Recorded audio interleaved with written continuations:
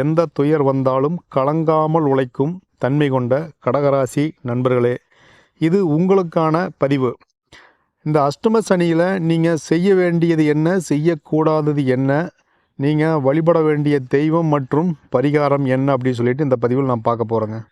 கண்டகச்சனியாக மகரத்தில் இருந்து பலன் கொடுத்த சனி பகவான் அஷ்டம சனியாக கடகராசிக்கு வந்திருக்காருங்க. அஷ்டம சனி ஆட்டி வைப்பாரா அப்படிங்கிற பயம் வேண்டாம். சனி சொந்த வீட்டில் ஆட்சி பெற்று அமர்வதால் சில நல்ல பலன்கள் உங்களுக்கு ஏற்பட போகுதுங்க. இதில் பேச்சில் துணிவு பிறக்கும், கடின உழைப்பை உங்களுக்கு கொடுக்கும், நல்ல சிந்தனை தோன்றுங்க. எவ்வளவு கஷ்டங்கள் வந்தாலும் சாதித்து காட்ட வேணும் அப்படிங்கிற எண்ணம் மட்டும்தான் உங்கள் மனசில் இருக்குங்க. சில விஷயங்கள் நல்லதாக பார்த்தாலுமே எதில் நாம் எச்சரிக்கையாக இருக்க வேணும் அப்படிங்கிறத நாம் முதல்ல தெரிஞ்சுக்க வேண்டியது ரொம்ப ரொம்ப அவசியங்க. ஏன்னா எச்சரிக்கையாக இருக்க வேண்டும் அப்படிங்கிற விஷயத்தை நீங்கள் தெரிஞ்சிட்டிங்கன்னா தான் நாளைக்கு எந்த ஒரு பிரச்சனையுமே எதிர்காலத்தில் சந்திக்காமல் பார்த்துக்கலாம். ஏன்னா அந்த மாதிரி பிரச்சனைகள் உங்களுக்கு வரும்போது உங்களுக்கு ஒரு ப்ரெசன்ட் ஆஃப் மைண்டு கிடைக்கும். இதில் நாம் தெளிவாக இருக்கணும் அப்படின்னு. அப்போது நம்ம எந்த விஷயத்தில் எச்சரிக்கையாக இருக்கணுங்கிறத நாம் இப்போ பார்த்துடலாங்க. முதல்ல யாரையும் நம்பி பணம் கொடுக்கல் வாங்கல் பெருசாக பண்ண வேணாங்க.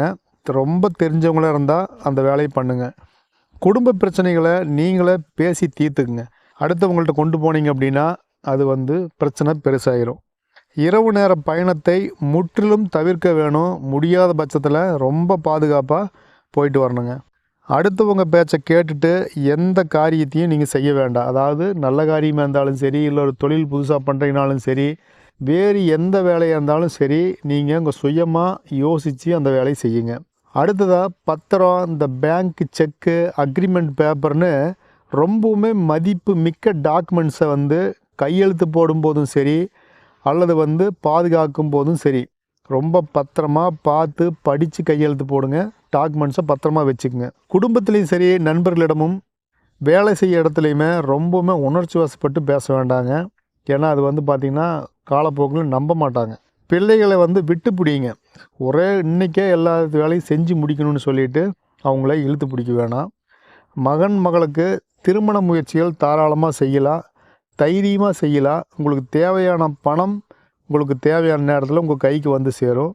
நீங்கள் கடனாக வாங்கக்கூடிய பொருள்களோ கடனாக வாங்கக்கூடிய பணமோ கரெக்டாக செட்டில்மெண்ட் பண்ணுறதுக்குண்டான பிளான் பண்ணிவிட்டு நீங்கள் கடனாக வாங்குங்க. அக்கம் பக்கம் நண்பர்கள்கிட்ட தேவையில்லாத வாக்குறுதிகளை நீங்கள் கொடுக்க வேண்டாம். அது இந்த காலகட்டத்தில் பல சிக்கல்களில் கொண்டு போய் உங்களை மாட்ட வச்சுட்டு அவங்க பாட்டுக்கு போயிடுவாங்க. ஆரோக்கியத்தில் உரிய கவனம் வேணுங்க. இந்த டைமில் இந்த சுகர், பிபி, தைராய்டு இந்த மாதிரி தொந்தரவுகள் இருக்கிறவங்க அப்பப்போ நீங்கள் செக் பண்ணிக்கங்க. இதெல்லாம் மருத்துவனுடைய ஆலோசனைப்படி இதுக்கெல்லாம் மருந்து சாப்பிடுங்க. சுயமாக மாத்திரை மருந்து வாங்கி சாப்பிட வேணாம். எவ்வளவோ பிரச்சனைகள் நாம் சந்தித்தாலுமே, பிரச்சனைகளுக்குள்ளே நீங்கள் இருந்தாலுமே, இதையெல்லாம் எதிர்கொள்ளக்கூடிய மன தைரியம் பிறக்கக்கூடிய காலகட்டமாக இந்த காலகட்டம் இருக்குது. அதுவும் இல்லாமல் இந்த வருஷம் மே மாதத்துக்கு பிறகு சூரிய பகவான் பாகிஸ்தானத்தில் சஞ்சரிக்க போகிறாருங்க. அப்போ என்ன ஆகும்னா, மழை போல் இருந்த பிரச்சனைகள், துன்பங்கள் எல்லாம் பனி போல் விலக ஆரம்பிச்சிடும். பணப்பிரச்சனைகள் தீரும். திட்டமிட்டபடி காரியங்கள் கைகூடுங்க. திருமணம் சார்ந்த சுப நிகழ்ச்சிகள் நிறைவேறும். சனி பகவான் பார்வை பலன் ராசிக்கு 2ஆம் வீடான சிம்ம ராசியையும் பார்க்குறாருங்க. இந்த பார்வை என்னாகனா உற்சாகம் பிறக்கும், துணிவு பிறக்கும். ஆனால் உணர்ச்சி வசப்பட்டு பேசுகிறத மட்டும் நீங்கள் தவிர்த்துட்டீங்க அப்படின்னா நல்லது. எதிர்பாராத பணம் கைக்கு வரும். உங்களின் 5ஆம் வீடான விருச்சகத்தை சனி பகவான் பார்க்குறனால எச்சரிக்கை உணர்வு இந்த காலகட்டத்தில் அபரிமிதமாக இருக்கும். உங்களை பல சிக்கலில் சிக்க வைக்கிறதுக்கு நிறைய பேர் நினச்சிட்டு இருக்கிறாங்க. அந்த சதித்திட்டங்களை முன்கூட்டியே நீங்கள் உணர்ந்துக்குவீங்க. அவையுடைய மனநிலை எப்படிங்கிறத தெரிஞ்சுக்குவீங்க. பிள்ளைகள் விஷயத்தில் அன்பால் திருத்த பாருங்கள். பூர்வீக சொத்துக்கள் பெரிய பிரச்சனையாக மாறி அதுக்கப்புறம் சின்ன பிரச்சனையாக சரியாகி அது அந்த பூர்வீக சொத்து உங்களுக்கு கைக்கு வரும். இந்த பெரிய பிரச்சனையாக மாறுறதுன்னு தெரிஞ்சிச்சுனாவே நீங்கள் எச்சரிக்கையோடு செயல்பட்டு அடுத்த லெவலுக்கு அதை கொண்டு போகாமல் அதை சின்னதாகவே முடிக்கிறதுக்கு பார்த்துக்குங்க. உங்களோட 10ஆம் வீடான மேசத்தை சனி பகவான் பார்க்கறதுனால வேலை சுமை அதிகரிக்கும். ஆனால் உங்கள் சாமர்த்தியம் மற்றும் சுறுசுறுப்பால் நீங்கள் வேலையில் நல்ல பேர் நீங்கள் எடுக்கக்கூடிய காலமாக இருக்குதுங்க. வியாபாரம் தொழிலில் போட்டிகள் ரொம்ப ரொம்ப அதிகரிக்கும். ஆனால் கடின உழைப்பின் மூலம் நீங்கள் அதைய சரி பண்ணணும், சரி பண்ணிடுவீங்க. பழைய சரக்குகள் இருந்துச்சுன்னா அதெல்லாம் இப்போல்லாம் விற்கக்கூடிய காலமாக இருக்குது. மே மாதத்துக்கு பின்னால் சின்ன சின்ன நஷ்டங்கள்லேருந்து விடுபடுறதுக்கு இறைவன் வழி கொடுப்பாருங்க.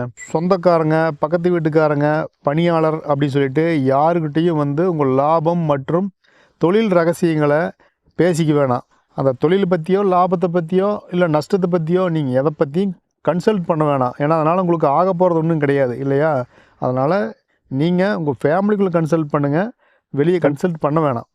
எவ்வளவு லாபம் வந்தாலும் சரி, சட்டத்துக்கு புறம்பான வேலையை மட்டும் செய்யாதீங்க. இந்த காலகட்டத்தில் ஏதோ சின்னதாக தான் ஆரம்பிக்கும், இதெல்லாம் ஒரு பிரச்சனையா அப்படிங்கிற மாதிரி. ஆனால் அது பெரிய பிரச்சனையை கொண்டு வந்து விட்டுரும். ஸோ இந்த காலகட்டத்தில் இரும்பு தொழில் பண்ணுறவங்க, கடல் சார்ந்த உணவுகள் விற்பனை செய்கிறவங்க, ரசாயன வகைகள் விற்கிறவங்க, கட்டடத்தினுடைய உதிரி பாகங்கள், வாகன உதிரி பாகங்கள் விற்பனை செய்கிறவங்க, அல்லது இதுக்கெல்லாம் சேர்த்து இடைத்தரகர்னு சொல்லுவோம் இல்லைங்களா, கமிஷன் பேஸில் வேலை செய்கிறவங்களுக்கு அபரிமிதமான லாபம் கிடைக்குங்க.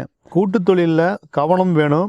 நீங்கள் தான் இந்த காலகட்டத்தில் விட்டு கொடுத்து போகணும். உங்கள் கூட்டாளி கரெக்டாக தான் இருப்பார், நீங்கள் சந்தேகப்பட்டு அவர் மேலே வதந்தி வீண் சந்தேகப்பட்டு அது பிரச்சனை உருவாகக்கூடிய காலமாக இருக்குதுங்க. வேலைன்னு பார்த்துட்டா வேலைப்பளு நாளுக்கு நாள் அதிகரிச்சுட்டே போகும். சில நேரத்தில் என்னடா வேலை அப்படின்னு சொல்லிட்டு விரக்தியோடு வந்துடும். நேரங்காலம் பார்க்காம உழைக்கணும். உழைச்சாலுமே அதுக்கு உண்டான பலன் இல்லையே அப்படிங்கிற ஆதங்கம் அவ்வப்போ வந்துட்டு போகும். ஆனால் வருமானம் கரெக்டாக தான் இருக்கும். ஆனால் நம்ம அதிகப்படியாக உழைக்கிறோம், இதுக்கு அதிகமாக தானே பணம் வரணும், வருமானம் வரணும் அப்படி சொல்லி நீங்கள் எதிர்பார்த்தீங்கன்னா அது கொஞ்சம் ஏமாற்றத்தை கொடுங்க. உங்களுக்கு ஆதரவாக இருந்த உயர் அதிகாரி இந்த காலகட்டத்தில் வேலை மாற்றப்பட்டு வேறு ஊருக்கு போயிடுவாருங்க. புது அதிகாரியால் உங்களுக்கு நெருக்கடிகள் சந்திக்கக்கூடிய வாய்ப்பு இருக்குது. ஆனால் சம்பள உயர்வு அதிகமாக இருக்கும். ஆனால் மன அழுத்தம் கண்டிப்பாக இருக்கும். உங்கள் கூட வேலை செய்கிற சக ஊழியர்கள்கிட்ட கவனமாக பழகுங்க, தேவையில்லாமல் பேசாதீங்க. புது வாய்ப்புகள், புது பொறுப்புகள் இது எல்லாமே வந்து நீங்கள் எதிர்பார்த்த நேரத்தில் கிடைக்காது. கொஞ்சம் தாமதமாக வரும், ஆனால் கிடச்சிக்கும். இதுக்கெல்லாம் பரிகாரம் அப்படின்னு சொல்லிட்டு ஒன்று இருக்குங்க. அது என்னென்னா, விழுப்புரம் மாவட்டம் இந்த வானூர் அருகில் உள்ள மொரப்பாண்டி அப்படின்னு சொல்லக்கூடிய ஊரில் அபயமுத்திரையுடன் காட்சி அளித்து வரும் மக்களுக்கு அருள்பாலித்து கொண்டிருக்கும் ஸ்ரீ ஸ்ரீ பஞ்சலோக சனீஸ்வர பகவானை பரணி நட்சத்திரத்தன்னைக்கு நீங்கள் அங்கே இருக்கிற மாதிரி போய் நீங்கள் வழிபட்டு வணங்கிட்டு உங்கள் பேரில் அர்ச்சனை செய்துட்டு நெய் தீபம் போட்டுட்டு அங்கே வழிபாட்டு முறைகள் என்னவோ அங்கே இருக்கிற கோயிலில் இருக்கிறவங்கள கேட்டு அந்த மாதிரி நீங்கள் வழிபாடு செஞ்சுட்டு வரும்போது உங்களுடைய கெடு பலன்கள் வந்து குறைங்க. அடுத்ததாக மாற்று பாலினத்தவர்னு சொல்லக்கூடிய திருநங்கைகளுக்கு உணவு தானம் கொடுக்க வேணுங்க. உணவு தானம் கொடுக்கும்போது உங்கள் வாழ்க்கையில் திருப்பம் உண்டாகும். மொத்தத்தில் இந்த அஷ்டம சனி பெயர்ச்சி பாடாப்படுத்தினாலுமே சமயோஜித புத்தியினால் வாழ்வில் அடுத்த கட்டத்துக்கு போகக்கூடிய காலமாக இந்த காலம் இருக்க போகுதுங்க. நண்பர்களே, இது வந்து ஒரு பொது பலன்தான். இதில் இன்னும் தெளிவான டீட்டெயில்ஸ் உங்கள் ஜாதகப்படி வேணும் அப்படின்னா உங்கள் சுய ஜாதகத்தை பக்கத்தில் இருக்கிற அஸ்ட்ராலஜர்கிட்ட கொடுத்து நீங்கள் இன்னும் தெளிவான விளக்கங்கள் கேட்டு அவர் வழிகாட்டுதலின்படி உங்களுடைய பரிகாரம், பூஜை முறைகள், வாழ்வியல் மாற்றம், தொழில் மாற்றம் இதையெல்லாம் நீங்கள் பண்ணிக்கலாங்க. நண்பர்களே, இந்த பதிவு நிச்சயம் உங்களுக்கு பயனுள்ளதாக இருந்திருக்குன்னு நான் நம்புகிறேன். பிடிச்சிருந்துச்சின்னா ஒரு லைக் பண்ணிக்கங்க. நம்ம சேனலை நீங்கள் சப்ஸ்கிரைப் செய்யாமல் பார்த்துருந்தீங்கன்னா அவசியம் சப்ஸ்கிரைப் பண்ணிக்கங்க. இதுபோல் ஒரு அருமையான வழிகாட்டுதல் பதிவோடு நான் உங்களை மறுபடியும் சந்திக்கிறேன். நன்றி, வணக்கம்.